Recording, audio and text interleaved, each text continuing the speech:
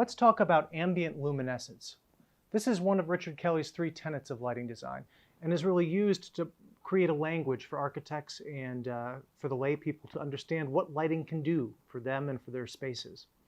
So ambient luminescence, to contrast it with focal glow or play of brilliance, is all about reducing contrast and creating a soft environment. The inspiration for ambient luminescence is really the gray winter sky.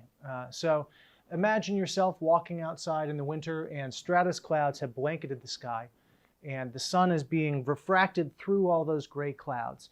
The resulting light is extremely soft. There's very little shadow. I have to really get my hand close to the board to get any sense of shadow coming from this light through the clouds that we have happening right now. This is quintessential ambient luminescence. It's soft, it has a very low contrast, and really we use this to help fill a room with light. As opposed to focal glow, which is meant to really pop an object, or play of brilliance, which is meant to have high and low spots to excite our eyes. Ambient luminescence is a restful, comfortable glow that fills the room. Now, while we use kind of glow from the sky as the major inspiration, this is typically how we achieve lighting with most commercial spaces. I've turned on some linear fluorescence. These are recessed slot lights. And the goal, when you think about commercial lighting for offices or educational facilities, is really to have maximum ambient luminescence. They're trying to get very, very soft light all over the room. We've got light up on the walls. Just like with the daylight, we have very little glow happening. Actually, I'm going to close the curtain so you can really take in just the fluorescence.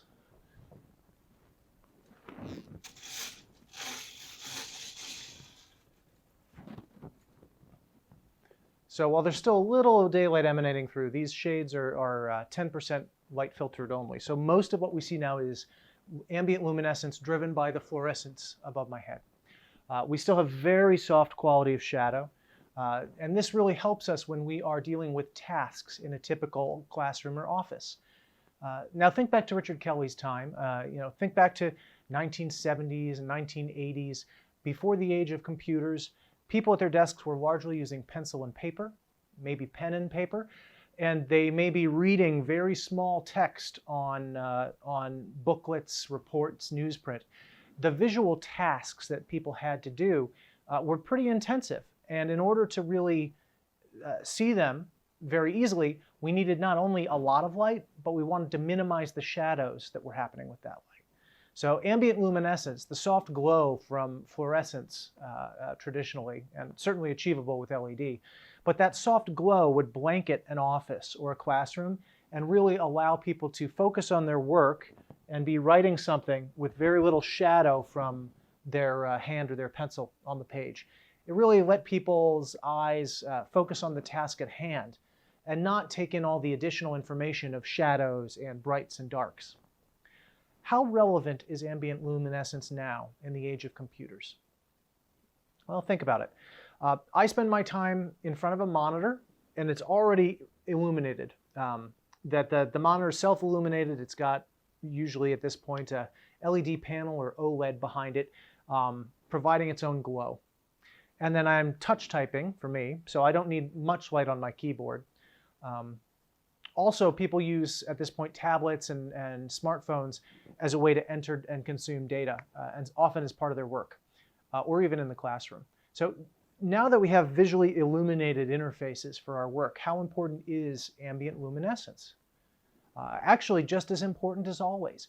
We may not need the light levels that we normally did. While 50-foot candles was really what we need for pencil on paper work, when you're using a tablet or a computer, 30-foot candles of average illumination across a room, uniformly distributed, is effective. But you still want to minimize shadows, and you still want to create a visual balance between that self-illuminated display that might be glowing and the surrounding room. If the room around your display is too dark, you're going to start creating high contrast scenarios, and that can lead to eye strain, headaches, and other factors. Just for reference, I'm going to turn these down and turn on some downlights.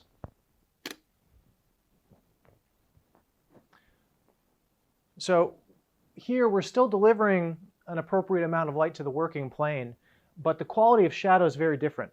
You can actually see a sharp shadow of my hand on the wall, and if I'm working on pencil on paper, I'm going to see multiple shadows from the different downlights on that surface. This may be exciting. This is a good example of using focal glow to light the surface, but what's not illuminated are the walls. There's very little ambient light on the wall. So we have a different quality of shadow and a high contrast scenario with how bright I am versus how dark the wall is behind me. And this again will lead to eye strain and will lead to kind of a difficult visual hierarchy for people who might be spending 8 hours or 10 hours a day working in a space.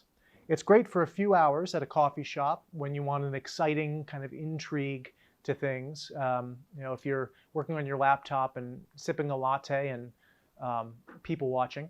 But if you are in a workplace sitting at a desk for 8 hours, you want to reduce that eye strain as much as possible. And again, that's where ambient luminescence can come in.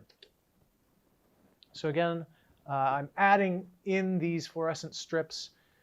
Ambient luminescence helps to blanket our classrooms and our offices, and it's still heavily used today. We may be able to decrease the amount of light from it, but it still remains a very important tool when you're trying to balance out an appropriate working environment for people.